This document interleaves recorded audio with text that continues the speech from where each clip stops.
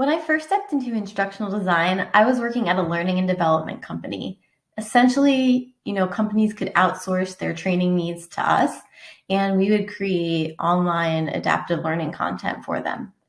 Now, these projects were really massive most of the time, ranging several $1 million to a few 100,000, but never less than that. And so they were pretty high stakes projects, and they were really big efforts, not only to produce, but also to implement.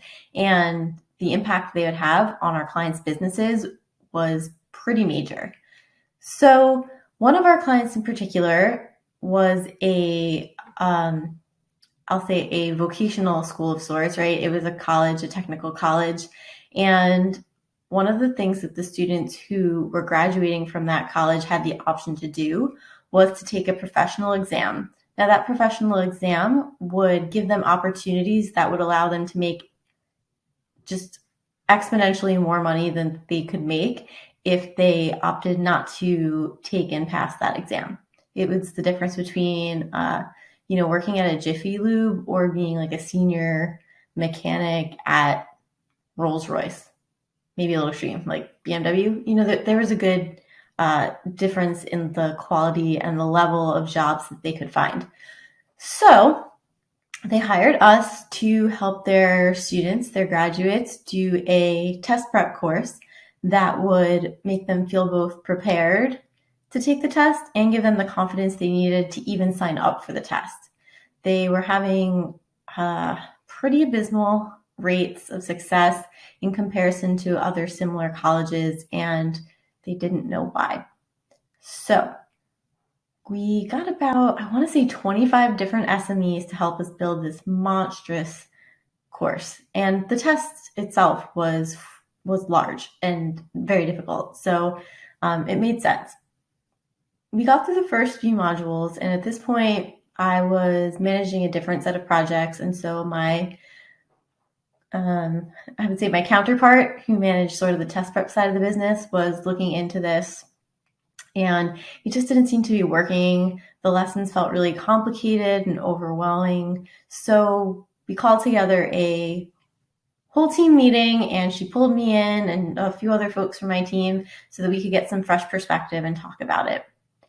So we went back to basics. We thought about, well, what do students need, and why isn't this current, version of the course, why isn't this working? And what we came to realize is they were treating it like a crash course in basically relearning everything these students should have been learning over 4 years. It would be like trying to learn everything you learned in high school to pass the SATs all over again. What they really needed was to treat it, again, like the SATs, like a test prep course. They needed to learn the things that were most likely to be on those exams. They needed to get familiar with what those questions would look like, sound like, feel like, what those the frameworks would look like, what the system of the test worked like, if there were ways that you could sort of game it or at least get comfortable and feel confident in taking that exam. So it was a major shift. Now, that course took several months to build, and most of us left the company by the time it was really well underway and working for that client, but that course worked. That course went on to take their rates from 67% passing to over 95% of students who were taking that exam passing it. That wasn't just like a test score advantage. That was a career, life-changing test score. So what I'm trying to say here is if we skip the needs analysis, which honestly we did at first, right? We didn't do that deep thinking about it. We just jumped right into producing content. But if we kept on that same track, we would have not produced results. Students probably would have been even less confident than before. They wouldn't have known what to study. They wouldn't have felt prepared in any way. So if, needs analysis is something you're not comfortable with, if it's not something you're doing right now, if you don't even know the right questions to ask or how to get buy-in to do needs analysis, then I want you to start really thinking about where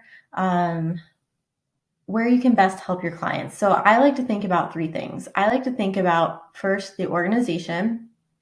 So who is it that I'm serving and what are their goals for their own business? So if it's a major, corporation enterprise level, those might look very different than a solopreneur or coach, but you want to think about what the goals for their business are.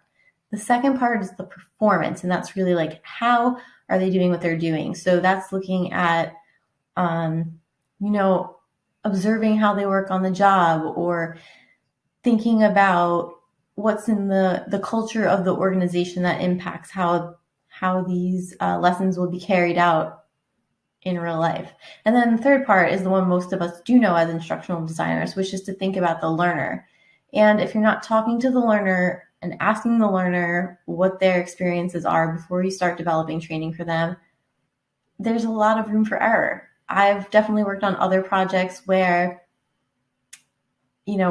you think that the problem is that they don't know something because the managers are telling you they don't know something, but then you talk to the learners and you find out, hey, we're told we need to do this with 3 people, but we only have 2. Or, yeah, they tell us we need to do all this training, but they don't leave us any time in our job schedule. We're already working 50-hour weeks. We can't fit in any of this extra stuff.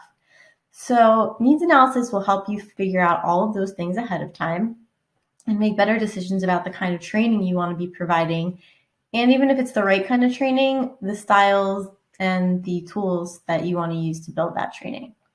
So if you're interested in learning more about this, you can definitely sign up for my needs analysis workshop, which is happening live on Tuesday, June 23rd at 7 p.m. Eastern Time. And, I'd love to see you there.